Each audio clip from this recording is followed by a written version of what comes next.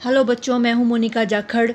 बच्चों, आज हम इस वीडियो में पढ़ेंगे फायर एंड आइस पोएम, जो कि लिखी है रॉबर्ट फ्रॉस्ट ने। रॉबर्ट फ्रॉस्ट बहुत ही फेमस अमेरिकन पोएट हैं और फायर एंड आइस पोएम भी इनकी बहुत ही फेमस पोएम है। बच्चों, इस पोएम में कवि ने हमें यह बताया है कि संसार का खात्मा जो है, संसार का जो डिस्ट्रक्शन है, वर्ल्ड का डिस्ट्रक्शन फायर एंड आइस से होगा। लेकिन यहाँ पर फायर का मतलब इमोशन से है, डिज़ायर से है, इंसानों की एंडलेस डिज़ायर्स यानी कि अंतहीन इच्छाओं से है। और आइस का मतलब यहाँ पर है हेट्रेड से, यानी कि फायर यहाँ पर सिंबल है एंडलेस डिज़ायर्स का, इंसान की मटेरियल थिंग्स के लिए जो अंतहीन इच्छा है। और आइस जो है वो सिंबल है हेट्रेड का, यानी कि इंसानों के बीच में जो नफ़रत है उसका सिंबल है। तो कवि के अनुसार संसार का खात्मा जो है वो इन दो चीज़ों से होगा। वो यह भी कहता है कि संसार को अगर नष्ट होना होगा तो या तो वह फायर से नष्ट होगा। कुछ लोगों का मत है कि संसार का खात्मा फायर से होगा, डिस्ट्रक्शन फायर से होगा, और कुछ लोग कहते हैं कि संसार का जो खात्मा है वो आइस से होगा। तो बच्चों, चलो इस पोएम को हम डिटेल में पढ़ लेते हैं।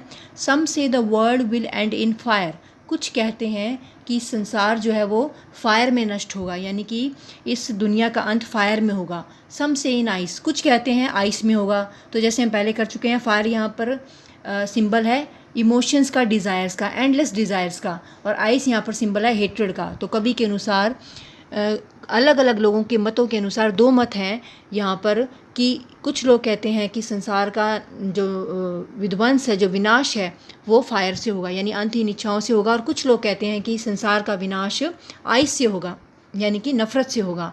From what I have tested of desire, कवि कहता है कि जो भी मैंने डिज़ायर के बारे में टेस्ट किया है, टेस्ट का मतलब यहाँ पर है बच्चों अच्छे से जाना है।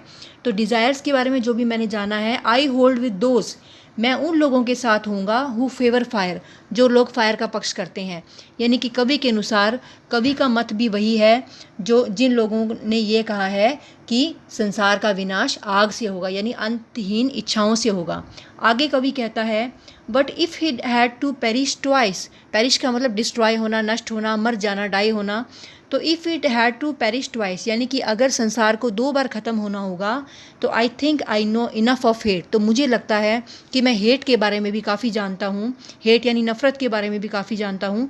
To say that for destruction, यानी कि विनाश के लिए आइस इज़ ऑल्सो ग्रेट, तो आइस भी कोई कम नहीं है, आइस भी काफ़ी है, आइस भी बहुत है। यानी कि हेट्रेड, यानी कि दुनिया को विनाश करने के लिए हेट्रेड भी, आपसी नफ़रत भी काफ़ी है।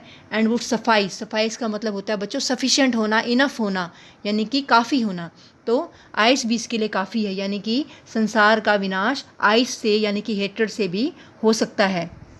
तो बच्चों, यहाँ पर कुल मिलाकर ये बताया गया है कि how human emotions will end their own race, यानी कि मानव की जो इमोशंस है, उसकी भावनाएं जो हैं, वो उसी की प्रजाति को एक न एक दिन ख़त्म कर देगी। यहाँ पर ह्यूमन इमोशंस की सेल्फ डिस्ट्रक्टिव फीलिंग्स बताई गई है, सेल्फ डिस्ट्रक्टिव फीचर बताया गया उनका, कि ह्यूमन इमोशंस इतने ज़्यादा आत्मघाती होते हैं कि किसी न किसी दिन इंसान का इंसानी भावनाओं की वजह से ही विनाश हो जाएगा। इस धरती का विनाश इंसानी भावनाओं की वजह से ही होगा, ना कि किसी प्राकृतिक आपदा की वजह से।